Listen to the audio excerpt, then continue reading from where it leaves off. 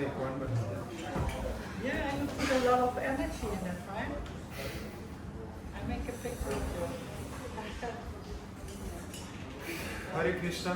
Hare Krishna. 1 minute.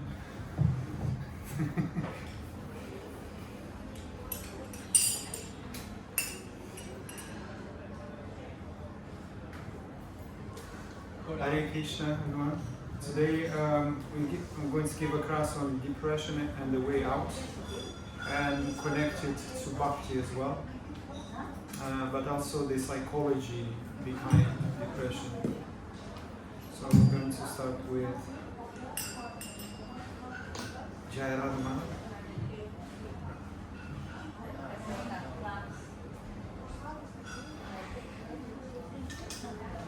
Jai Radha Madhava Kunja Vihari.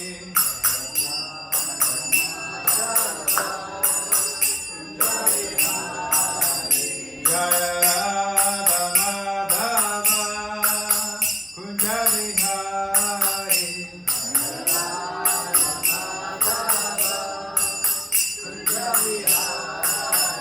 Jai Radha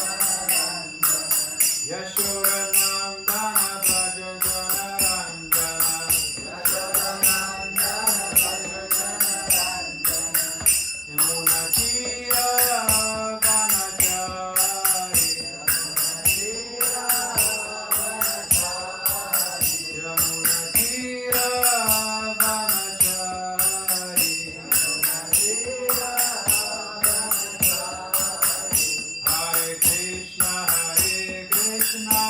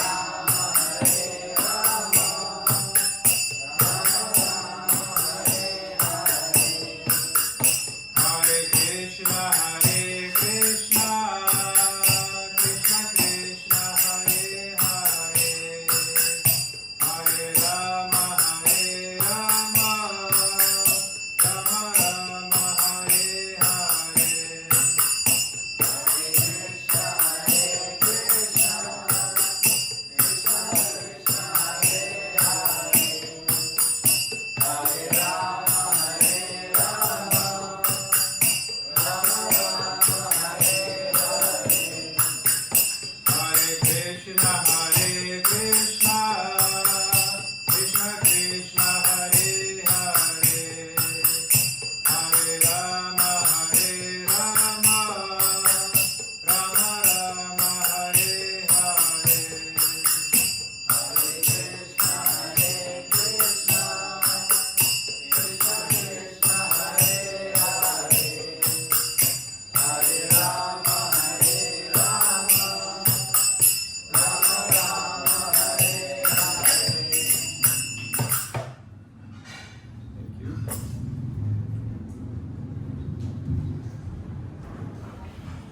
Om Namo Bhagavate Vasudevaya. Om Namo Bhagavate Vasudevaya. Om Namo Bhagavate Vasudevaya.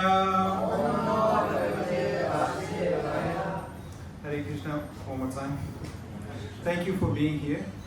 I'm really honored to give a class one more time. And today I chose a subject that I thought is pretty relevant to today's condition, this material world. And we're going to start with a question: what is really depression? Anyone? Any idea? And what is the cause? For anyone who wants to say something, you can raise their hand. Yes. Prabhupada often said that the real cause of depression is just lack of Krishna consciousness. And so, but there is also psychology behind depression as well. So has anyone went through depression or is currently going through depression perhaps? So, okay, so this is the day because this is a kind of a sensitive topic because not so many people want to go through this. But if you do it the right way, you don't go to the past to remember those traumas and everything, then it can be healing. And so, but where it all starts, where depression actually starts. It can be traumas, suppressed memories, trauma. It can also be like nutritional deficiency of nutrition. It can from the gut, can come from past life asanas, can come from just living in the Kali Yuga. It's just enough to be depressed. Lack of, this time with the mobile phone, we don't have true connections. And of course, we cannot connect with the true infinite source, like Krishna. But it all begins with thinking. So, because essentially we're suffering two faculties, right? The faculty of our memory and the faculty of our imagination. So it really starts with thinking, the quality of our thinking and our thoughts. Yeah, I think so. I don't see a light. Maybe I should want to. I don't see a light. Oh, the battery is off. But take the other mic for you.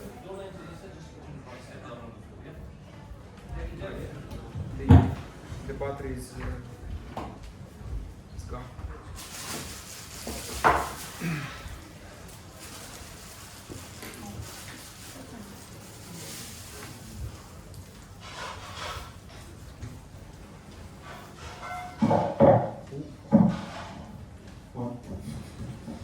Is it too loud? No. Okay, so it starts with thinking, the quality of our thinking, because we can never rise above our thinking. If our thinking is low, therefore our potential is. And unless we improve our thinking, we can go beyond it. And here is a message I would like to share with you from a book that is quite useful on thinking. It's called Thinking for a Change. And here the author says that if you're willing to change your thinking, you can change your feelings. And if you change your feelings, you can change your actions. And changing actions based on good thinking can change your life. That truth has the power to set you free. And it might be obvious that the quality of people thinking leads to the quality of their results. However, one of the reasons people don't achieve their dreams is that they desire to change the results without changing their thinking. So that's never going to work. And so it starts with cultivating a good thinking. And good thinking is actually intentional thinking. It's not, you don't just grow into it. It's very intentional. So here it says, good thoughts in action can never produce bad results. Bad thoughts in action can never produce good results. This is but saying that nothing comes from corn but corn, nothing from nettle but nettle. And simply put, if you expect to reap corn when you plant nettles, you're not going to get corn, no matter how much time you spend watering, fertilizing, or cultivate your plants. So if you don't like the crop you're reaping, you need to change the seed you're sowing. And so the more you engage in good thinking, the more good thoughts will come to you. So it starts from intentional thinking. You actually set aside time to, for example, one way to do it. I came across a long time ago on a quote. I forgot his name, but he asked himself two questions. The first thing in the morning, he asked himself, what good am I going to do today? And the first thing in the morning, he would ask himself, what good have I done today? So he was very intentional about his activities. And these activities can be on the level of thought, can be on the level of speech, and on the level of deed. And therefore, if we become very intentional, we can grow into it. And therefore, the quality of our thinking starts to improve as we become intentional. And one way to cultivate our thinking is to study, the scripture, to read the words of other Vaishnavas and pure devotees, and then gradually our thoughts becomes purified, and therefore our thinking. And so, the better we think, the better we feel, and the better we feel, it influences our actions. And if we think bad, then we take less action. And if we take less actions, then we have either no results or lousy results. And and he also shared one idea that stuck with me. He said that I observed that unsuccessful people focus their thinking on survival. Average people focus on maintenance, and successful people focus on progress. A change of thinking can help you more from survival or maintenance to real progress. And so where do you focus your thinking? On maintenance, survival, survival, maintenance, or progress. Because what change of thinking what change of thinking can help you move from survival or maintenance and real progress? This is something to reflect on. And here is the next word. I would like you to really pay attention to it. Do you see anything specific about this word, depressed? It actually has the solution in it. Do you see anything specific about the word? No. So, because depression it reminds of impression perhaps, but also it's depressed. Perhaps we need some depressed. And so the question is, depressed from what? And so depressed obviously from illusion, because we are so tired of competing, comparing, criticizing, trying to prove everybody that we are enough.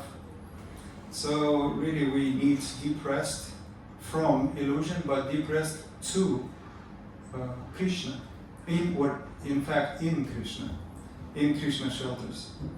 So these two, it's a play of words, but I think it reveals the key ingredients to practical kind of steps. So, yeah. So, just like this, depressed equals deep rest. So, so most of us aren't really broken. We are just, tired, pretending, pleasing, proving, performing, and we have this pressure of society, our competitors, and unfortunately, the agenda behind the marketing is to promote this kind of lifestyle. To become something. Essentially, we go to school to become something. You have to go to school so you can become something because you're nothing right now. That's the philosophy.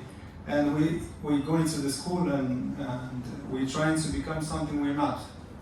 And then we identify as that and we protect that identity.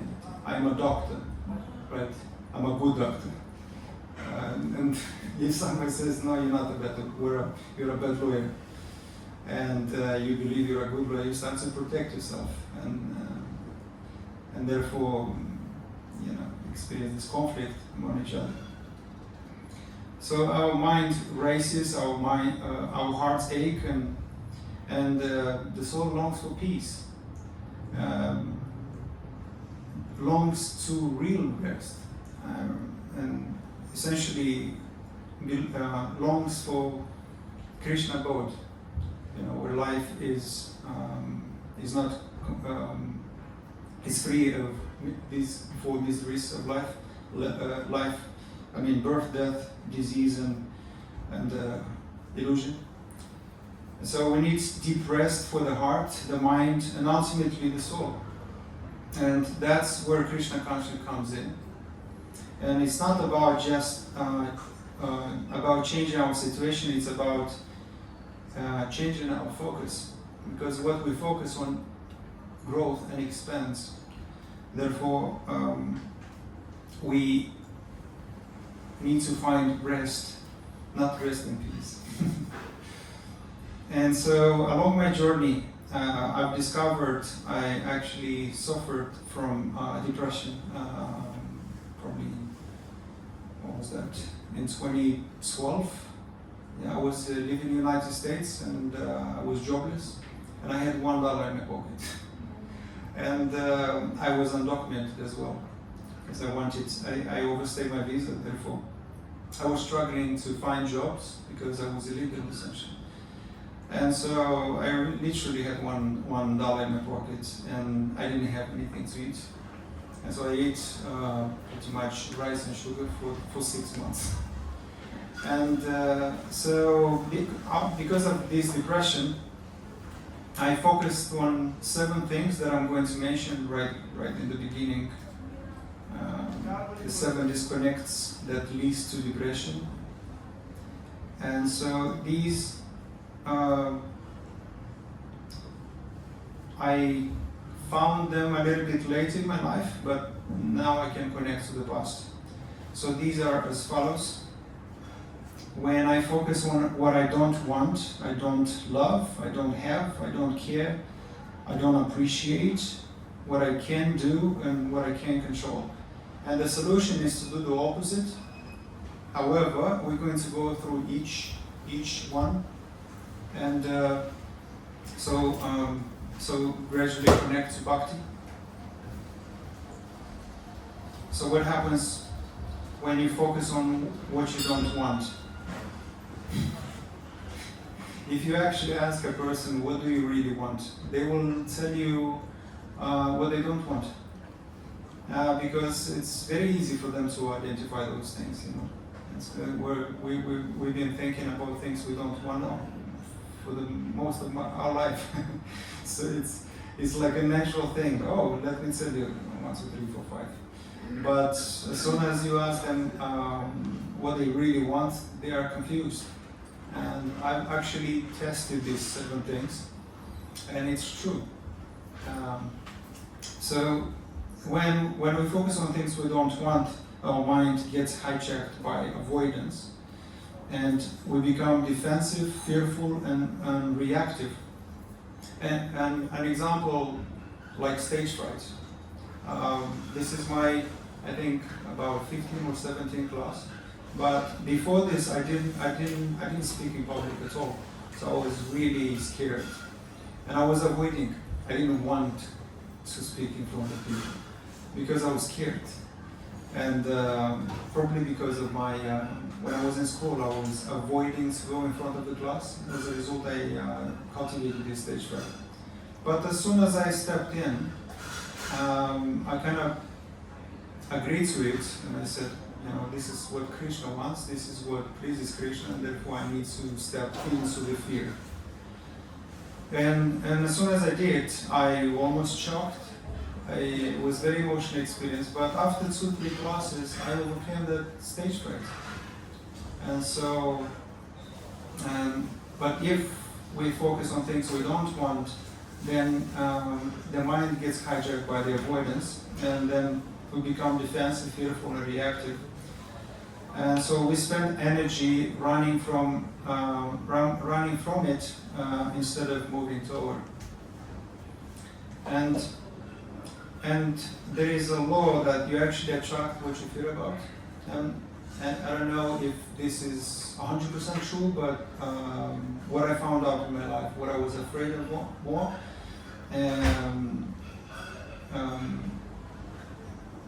I was creating. I would bring this in my own experience. And so, for example, if you're afraid to get sick, the natural consequence, we're getting sick. Or if you're afraid to lose money, or to lose your job, or to lose your partner, usually exactly happens. So what you're afraid, you're drawing into yourself. And instead we should focus on things that we really want. What do I really want? Why should I focus on what I want? And so the second one is what happens when we focus on what things we don't love. And whenever we focus on things we don't love, we start seeing beauty. You start to identify the ugliness, and it's very easy actually to identify those things. And also, life becomes dull, tasteless, and kind of dark. And that's what I've experienced. I'm only sharing from my experience. This is exactly what I felt during those experiences. Attracting the things that I was scared about, losing my job, losing money. And when I focus on things I don't love, I couldn't see beauty in the world, and it was like almost not there.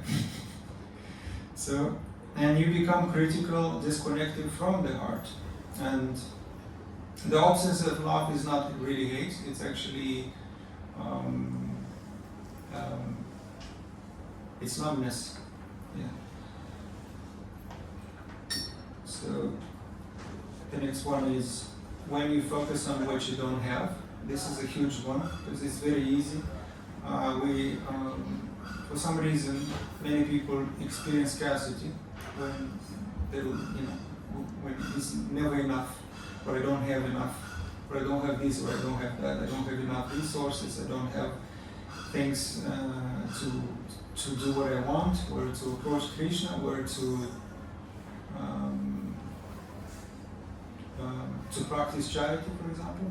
Sometimes we use the excuse, well, when I become a millionaire, that's when I give. So, and that's the problem. You already kind of program yourself. Then you will never be a millionaire, because actually the process, everything starts when you start giving. And so, if you constantly have this excuse of, well, when this is called, I think, the disease of one day I'll, when I'll get married, I'll be happy. It's also called destination disease. When I'll get there, then I'll be happy. Then when I'll get rich, then I'll give. But we should actually start with things we have, just as leaders as we have. And therefore, the cycle of receiving starts to begin, especially about prayers and service. I think I missed something. Yeah, so when you focus on what you don't have, you enter the land of luck. And therefore jealousy, resentment, and comparison start to breathing down your neck. And gratitude dies, which is the most important. That gratitude is the greatest multiplier. And the entitlement takes place, especially in young children.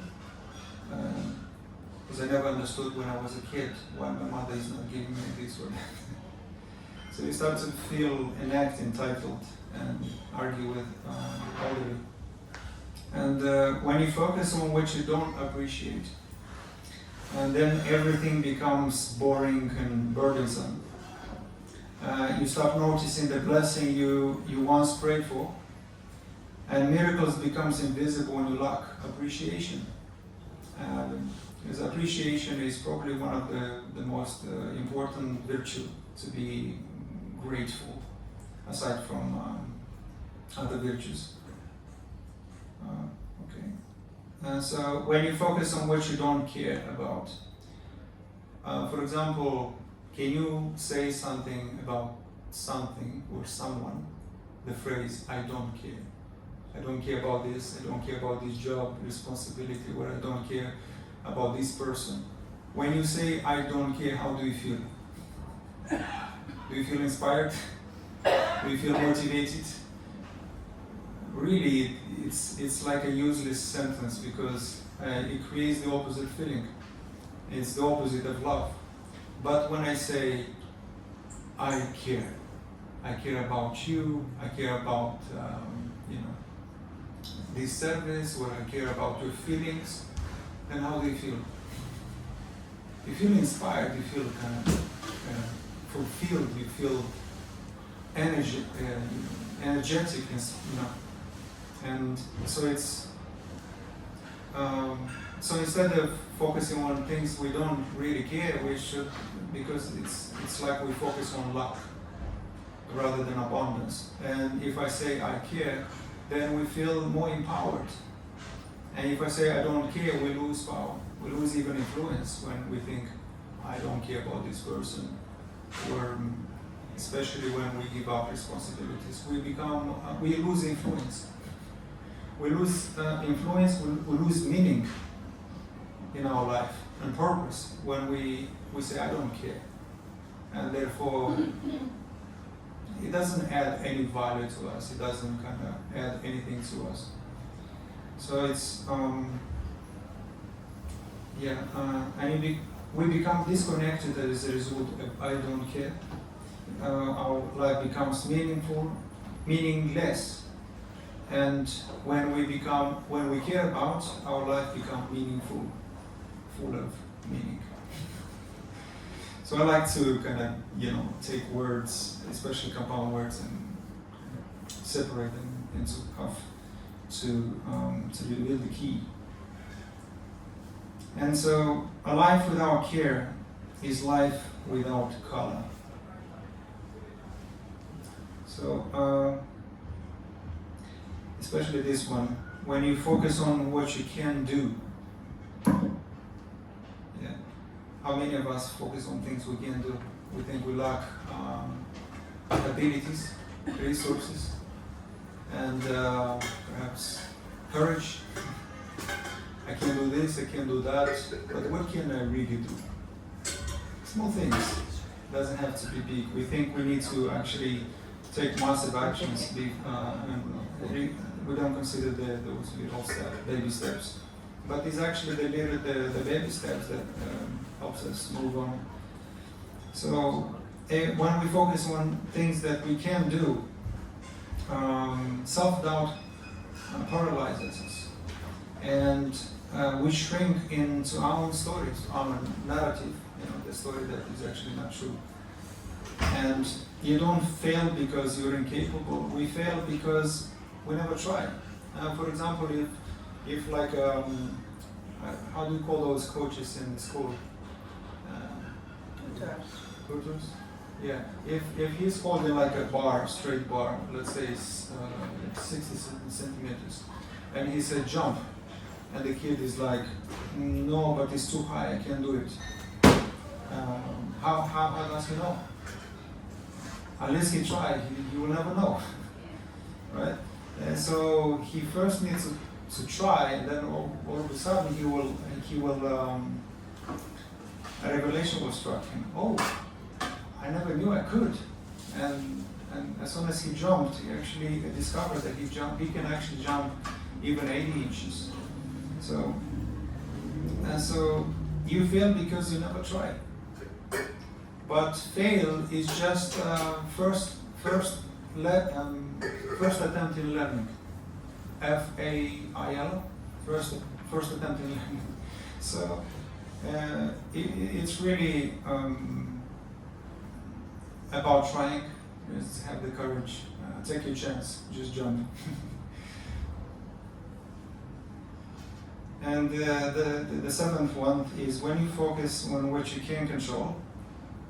This is especially prominent when we become adults. We want to control the results. We want to control people, our children.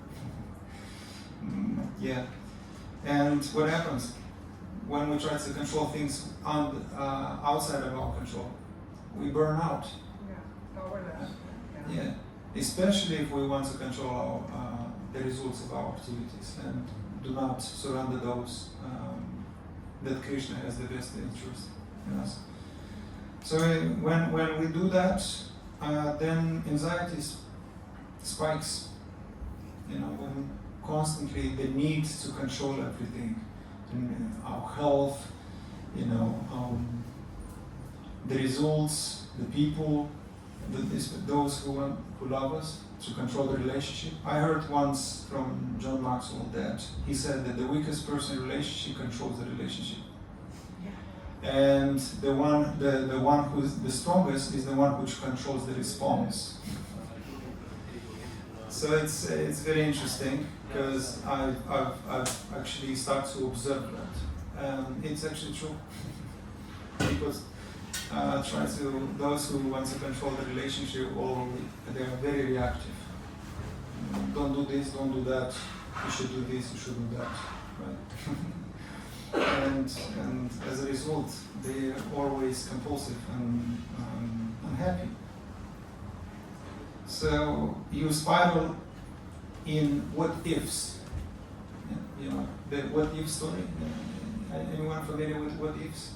What if is going to break? What if I lose? What if I die? That's the need for control.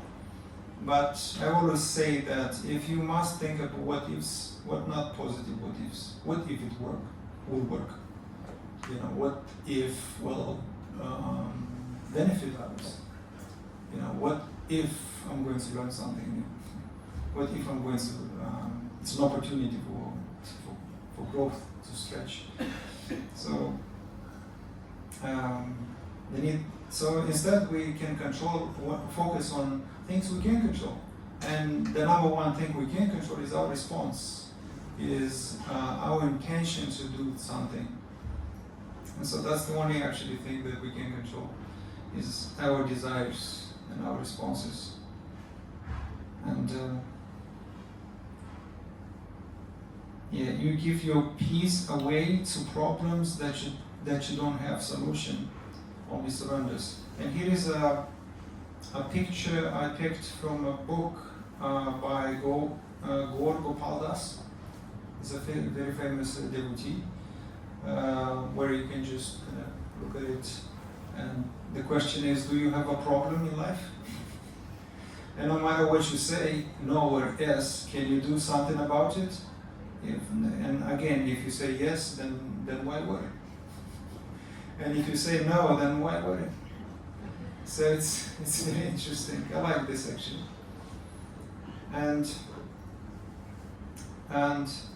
here is now. Let's go back to the seven things. Now, what happens when they stuck? When actually, when you practice a few of them at the same time. For example, the first one was when you focus on things you don't want, right? And so when you were focused what I don't want, don't love, can't control, don't appreciate. What was it? Anyway, so that 7 things doesn't come out. When you focus on 2 of these things, you feel conflicted, emotionally pulled in different direction, and your energy splits. And when you focus on 3 of them, for example, I don't want this, I can't do this, I don't have that. Then your thoughts loop. You can sleep. You can sleep. You begin to isolate yourself. This is exactly what happens to me in the United States. I focus on things I don't want. Actually, I focus on things I can't control. I didn't have money. I didn't have job. I didn't appreciate. So these 3 things, and as a result, I've experienced anxiety and insomnia. I couldn't fall asleep and I couldn't wake up because of depression. So gradually, as you practice, the more you out of these 7 you practice, the more depressed you become. And when you're depressed, you can't see anything. You don't want to hear about Krishna. You don't want to talk about Krishna. You're completely numb. But when you focus on 4, overwhelm kicks in. You might still function, but with no spark, you become a ghost in your own life. And unfortunately, this is what happens. So this is like a conscious effort to always remind myself, instead of what do I want, what I don't want, what do I want, what do I really want, what can I control, what can I control, what I don't have, what do I really have, how can I use that. Then 5, when you focus on 5, depression deepens, your mind becomes a war zone. You don't even recognize yourself anymore. This is my life for 6 months. And if you actually practice all 7, you don't focus on what you love, what you have, what you don't want, what you want, what you care about, what you appreciate. Then you collapse. And so spiritually, mentally, emotionally, you become like a shut window in a room full of light. You don't see the world anymore, only darkness inside you. Unless you approach somebody who received light, you cannot have that light. And so, because in order for you in order for me at least, I lived in dark for many years until my uncle spoke Bhagavad Gita to me. And then because Bhagavan is compared with the sun. When the sun came in my life, then gradually darkness ceases to exist, and therefore I gradually kind of came out of darkness, and then I found about these 7 things. It was easy for me to identify them because I was reading these books, and then I kind of collected these patterns. And here's I've created these 7 things. 4 of them I found in one book, and 3 I kind of put on top of it. As an exercise to understand how you actually go into depression, how you actually can be more productive in your life, and therefore the ultimate goal is to approach Krishna. So it starts with a question. The most powerful thing is question, because question controls everything. Question controls where you focus on. And just like if you say to somebody, if you demand somebody, that shuts the mind. And if you ask a question, that opens the mind. And so therefore question controls it kind of indirectly guides. So what we question, we focus on. What we focus, we feel. And then what we feel, according to how we feel, we take actions. And our actions determines our results. Then the results affects our belief or potential. And our belief affects our potential. And so it goes like this. Question, you ask yourself question, what am I stuck? What can I learn? And therefore you focus on the next one, which is focus. And so once you focus on that, then you can feel it. And if your focus is kind of, it's not really good. It's kind of shallow focus. Then you have shallow feelings. And when you have shallow feelings, you take less actions. And when you take less actions, then we get no results or bad results. And when we have bad results, our belief is affected. And when our belief is affected, our potential is decreased. And so we tap into less potential, and therefore we take, whenever we take actions, we tap in less potential. We ask the next question, which leads to to different focus. And then if we improve our focus, then we have greater feelings. And with better feelings, when we feel inspired, when we feel motivated, we take better actions or more actions, and therefore it affects our results. And once our results become a little bit better, then we start to gain a little bit more confidence, and our belief becomes strong, and then therefore our potential. So it's like a good exercise to go through. If you want to take a screenshot. Anyone want to take a screenshot? Okay, so yes, so the antidote to hopelessness is to become helpful. I heard this from a leader, that essentially what happens when we are hopeless, we help less. And we think that we want to avoid responsibility, when in fact, if you help less, you become helpless and hopeless as well. So the key is to help more, and therefore you can become helpful. And I think I heard this from Jordan Peterson. The antidote to depression, to hopelessness, is to become hopeful. And hopeful means to increase our service or help more. And so if you help less, then you become helpless and hopeless or depressed. So it's very interesting, isn't it? Yeah. So the key ingredient is to not reduce our service, but is to increase our service, is to become helpful or help more. Therefore, you can become hopeful. So it's a play of words, but it really reveals the key to kind of prevent us to go to deep depression. And so one more time, if you help less, you become helpless. You lose value and influence because you give up responsibilities. And withdrawing from duties leads to loss of influence, meaning growth, stretch, opportunities, and contribution. Without contribution, we'll feel unsatisfied, unfulfilled, right? Yeah. And I think number one reason I was unhappy with my relatives is because I used to get, and I never really give in my life.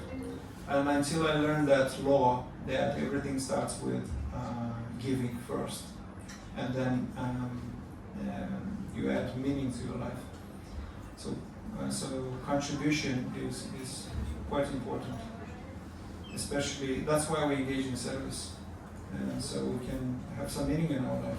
And you can have realization if we engage in service. Otherwise, knowledge becomes just theoretical, and there is always a gap between what I do, what I say, and what I do. But if you engage in service, then you can be blessed with realized knowledge. So, depressed or depressed?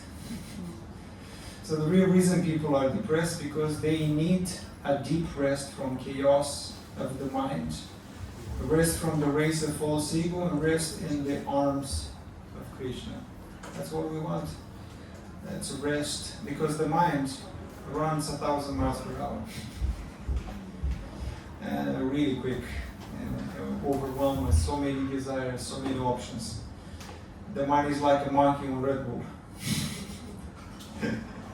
It never stops, always swinging, and it says you're not good enough. Especially, I heard this many times from women.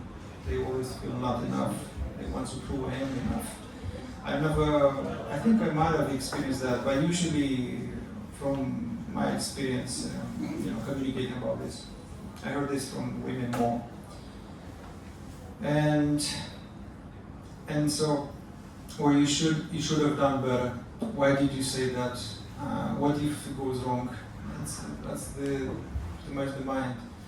It's like a monkey, it's never satisfied. And we can't control the mind. The mind actually cannot be controlled. It can be only instructed by the intelligence. And if we give nice engagements, then the mind can be controlled. Otherwise, if we attempt to control the mind, it's pretty much we're going to fail. You might suppress some of your habits or whatever for a week, but then ultimately you're going to fall. Well, I need to go through quick. Okay, so what the soul is actually craving. And here is an example. Imagine a phone with 100 apps open, battery overwhelming, 4% left. What do? You don't shame it, you don't say it, you worthless iPhone. You plug it into the charger to close the apps. And that's what job is. The holy name is the ultimate charger. And so Krishna's name closes all our mental tabs. The tabs equals with desires, and thoughts, So we shouldn't try to fix ourselves. Let the holy name fix you, because really the holy name fixes everything. Our attempts is futile, and the more we try, the more we fail it. And so helpless. When you're helpless, it leads to I give up, I can't do anything. But when you become helpful, then I reach out, I get up, I accept divine help. And that's what we're here for, to accept divine help. And because we are hopeless without the divine intervenence. So Krishna doesn't help the hopeless, he helps the self-help-seeking. These are very nice. Okay, so I think I'm doing Spanish really quick. So here is 3 verses that I found them useful. You have 5 minutes left. Yeah. My phone. Yes. I see time here as well. But I need to go really quick. Just 3 verses that can connect with these, the holy name. Why we should rely on the holy name to kind of purify our heart and mind so we can prevent depression. So in Madhya Lila 8-56, Shri Krishna Mahaprabhu asked, among all worshipable objects, which is the chief? Ramananda Roy replied, the chief worshipable object is the holy name of Radha and Krishna, the Hare Krishna mantra. So it's like a small revelation. It's actually a huge revelation, but because the holy name is the key, is the way and the path to Krishna, and therefore out of this anxiety. And the next one as well, Madhya Lila. It says, Shri Krishna Mahaprabhu then recited the following verse. My dear Lord, one who always keeps your holy name as his tongue becomes greater than an indicated Brahmana. Although he may be born in a family of dog eaters and therefore by material calculation, may be the lowest among men, he is still glorious. This is the wonderful effect of chanting the holy name of the Lord. It is therefore concluded that one who chants the holy name of the Lord should be understood to have performed all kinds of austerities and great sacrifices mentioned in the Vedas. He has already taken his bath in all the holy places of pilgrimage. He has studied all the Vedas, and he actually is, and he's actually an Aryan. So I hope you guys follow. And the last one: abound all varieties of religion, and just run unto me. I shall deliver you from a sinful reaction. Do not fear. So in that sense, we don't need to be perfect. We just need to lean toward Krishna and rely completely on the holy name, because the holy name can solve all the problems. These 3 verses already confirms that our attempts are especially relying on our limited intelligence and capacities. Why do that and fail over and over again when you can only chant the holy name and overcome all these things? So the main points we covered really quick. Main point. So depression is disconnection. Like when we are inspired, we are in spirit, right? Or dispirited is when we are not in spirit. So therefore, when we are connected to ourselves, then we are inspired. And when we are connected to the illusion, we are dispirited. Out of we're not connected to the real identity. So helpless becomes helpless. If you help less, we become helpless. And if we help full, we become hopeful. So don't try to fix yourself, chant and let Krishna work on you. That's the best solution in this, especially in Kali Yuga. I mean, it is in Kali Yuga. And never abandon the responsibility is the bridge to empowerment. And your exhaustion is not failure, it's an invitation for deep rest in the divine. So just chant, surrender, recharge. I think, I'm not going to, I'm going to conclude with this. Thank you very much. Hare Krishna.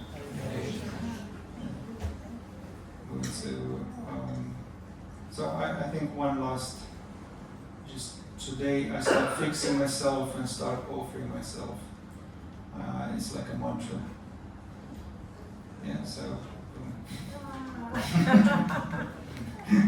Beautiful, beautiful. And we can chant the Mahaprasadam prayer.